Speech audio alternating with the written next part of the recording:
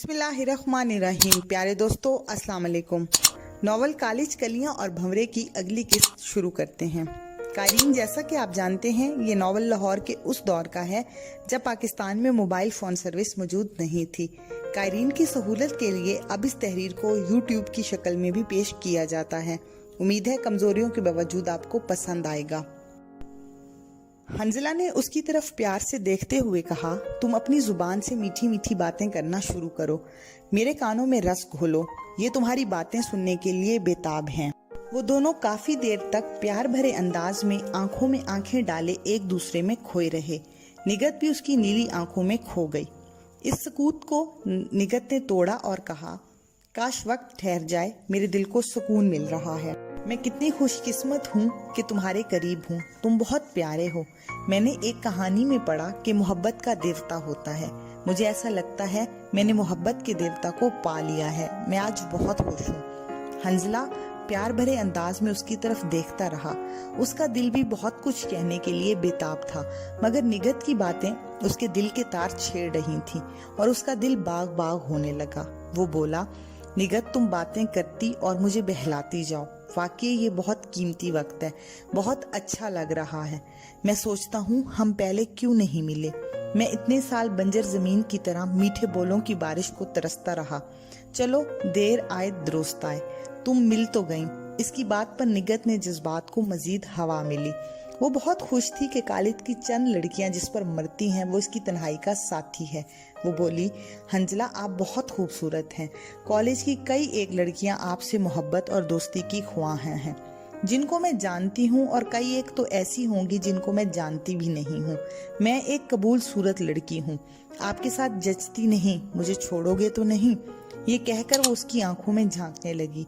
वो जो पहले ही फिदा होने वाले अंदाज की तरफ उसको देख रहा था, बोला, तुम ऐसा क्यों सोचने लगी हो? मैं ऐसे अच्छे प्यारे दोस्त को क्यों छोड़ूंगा? हम हमेशा ऐसे ही करीब रहेंगे। मुझे फख्र है कि मैंने तुम्हें पा लिया। और कौन बदजौक कहता है कि तुम कबूल सूरत हो? तुम खुद कसरे नफसी से काम ले रही हो। और तुम्हें मुझ में कौन सी बात नजर आ गई कि ऐसी बातें तुम्हारे दिल में आने लगी? ये बात करके वो चुप हो गया और गौर से निगत के चेहरे का तासुर पड़ने लगा।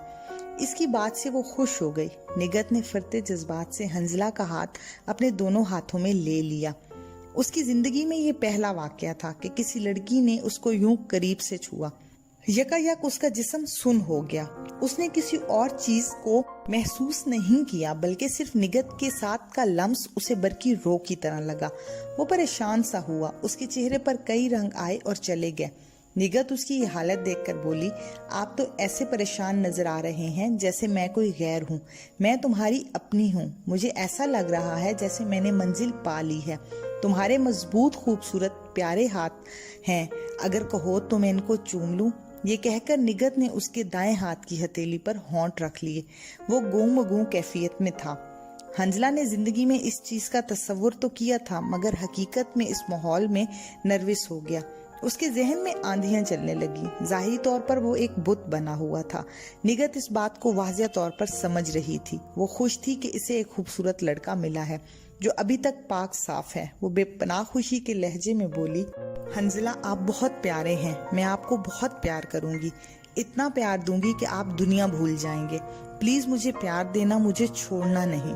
आप कहेंगे तो मैं सांस लूंगी, आप नहीं कहेंगे तो सांस भी हराम होगा। वो बातें करती हुई जज्बाती हो गई। हंजला, जो अभी तक गुमसुम बैठा हुआ था, काफी देर तक अंदर की कश्मकश के बाद खुद को संभाल पाया। इसे कुछ समझ नहीं आ रही थी कि वो उसको क्या कहे, और कुछ समझा कुछ ना समझा, इसीलिए चुप रहा। निगत उसकी चुप को देखकर बोली, क्या बात है, आप खामोश क्यों हैं? क्या मुझे आपके हाथों को नहीं छूना चाहिए था? क्या आपको ये अच्छा नहीं लगा? मुझे तो बहुत अच्छा लगा। अगर आप नाराज हैं तो मैं सॉरी करती हूँ, मगर फिर भी ये गलती करूंगी और करती रहूंगी और फिर सॉरी करूंगी, क्योंकि मुझे अच्छा लगता है और ये मेरा हक है। हंजला ने सकूत का सिलसिला तोड़ा और बोला, निगत, तुम बेशक बहुत अच्छी हो। बस मैंने जिंदगी में ऐसा सोचा था, मगर हकीकतन महसूस नहीं किया था, इसलिए थोड़ा सा घबरा गया हूँ। तुम परेशान नहीं होना, मैं हरगिज नाराज नहीं हूँ, बल्कि मैं तो तुम्हारी इस बेबाकी पर खुश हूँ। मुझे भी ये अच्छा लगा, मगर तुमने बगैर पूछे ये हरकत की है जिसकी सजा तुम्हें भुगतनी पड़ेगी। निगत उसकी बात समझ नहीं पाई, क्योंकि हंजला उसकी हरकत पर खुश भी था और सजा का भी कह रहा था। निगत ने सवालिया नजरों से उसकी तरफ देखा और कहा, क्या मतलब? मैं आपकी बात समझ नहीं सकी। वो बदस्तूर निगत की निगाहों में गहराई तक देखता रहा, जैसा कि उसकी झील जैसी आंखों में डूब जाना चाहता हो। कुछ देर बाद हंजला बोला, तुम्हारी सजा ये है कि तुम ये हरकत दोबारा करो। मैं इस लम्स को दोबारा हासिल करना चाहता हूँ। ये कहते हुए उसने दोबारा अपना हाथ निगत की तरफ बढ़ाया। निगत के कहके से हल्की सी गूंज उभरी, जो इस रोमांटिक माहौल में बहुत प्यारी लग रही थी।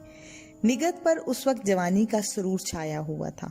हंजला ने अपना हाथ निगत के हाथों में दिया और बेकैफी हालत में सोफे की पुश्त से टेक लगाकर आंखें बंद करके नीम दराज सा हो गया। निगत ने उसके हाथों को अपने हाथों से सहलाया और बातें करती रही। वक्त गुजरता गया, मगर इन्हें ऐसा महसूस हुआ कि जैसे वो चंद लम्हे पहले यहाँ आए थे। 2.5 घंटे हो गए थे। निगत ने घड़ी की तरफ इशारा करते हुए उससे कहा, जनाब देखिए कितना वक्त हो गया है, वापस भी जाना है। हंजला ने खुमारजदा लहजे में कहा, इतना ज्यादा वक्त भी नहीं हुआ, 1 घंटे बाद चलेंगे। तुम बस मीठी मीठी बातें करती जाओ, मुझे ये लम्हे बहुत प्यारे लग रहे हैं। तुम इस जालिम वक्त का नाम ना लो, ये मुलाकात में मजा किरकिरा करने आ जाता है। वो इससे भी ज्यादा खुश नजर आ रही थी। फिर वो बातों में खो गए। तकरीबन मजीद 1.5 घंटे के बाद उन्होंने वापसी का फैसला किया। होटल का छोटे कद का सांवला सा वेटर बिल ले आया। बिल आम रेट से तकरीबन 2 गुना था। हंजला के इसरार के बावजूद बिल निगत ने अदा किया और अच्छी खासी टिप भी वेटर को दी। तवक्का से ज्यादा टिप मिलने पर वेटर उनके आगे बिछा जा रहा था और वो होटल की सीढ़ियां चढ़कर बाहर निकल आए। उनको आए हुए 4 घंटे गुजर चुके थे। उसने निगत को घर से दूर एक चौक पर छोड़ा और वहां से रिक्शा लेकर घर रवाना हो गई। हंजला वापस हॉस्टल आ गया। उसने नमाज अदा की, अपने उस्ताद हमायों की तरफ अपने मोटरसाइकिल पर रवाना हो गया। इस दिन उसने वहीं ट्रेनिंग की। थकन की वजह से उसने ट्रेनिंग अच्छे तरीके से ना की। उस्ताद हमायूं के पास अब नए लड़के भी आ गए थे। उनमें अब गेम के लिहाज से हंजला सबसे सीनियर था। उस्ताद हमायूं पिछले चंद दिनों से ट्रेनिंग पर ज्यादा तवज्जो दे रहा था। ट्रेनिंग से फरागत के बाद हंजला वापस आया और इजाज कमरे में मौजूद था। इजाज के बार बार पूछने पर मुलाकात की सारी तफसील उसको बता दी। रवादात सुनकर इजाज ने कहा, यार हंजला, तुम्हारे इतने दिनों की मुलाकात के बाद तुम्हारे अफेयर की रफ्तार तो पाकिस्तान की पैसेंजर ट्रेन की तरह है, जो आहिस्तगी में अपनी मिसाल आप है। हैरानगी की बात है कि तुम जरा सा लम्स हासिल करके भी कितना खुश हो। अजीब सादा इंसान हो।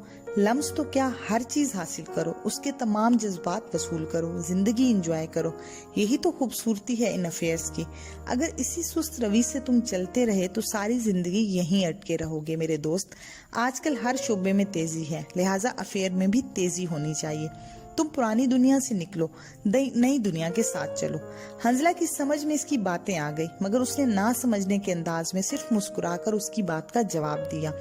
फिर दोनों दोस्त गपशप में मसरूफ हो गए। इजाज ने बातों बातों में कहा कि वो कुछ जरूरी बात करना चाहता है। फिर उसने कहा, जी तो दोस्तों, आज की किस्त यहीं तक थी। बकिया नावल आप अगली किस्त में पढ़ और सुन सकते हैं। इजाजत दीजिए, अल्लाह हाफिज।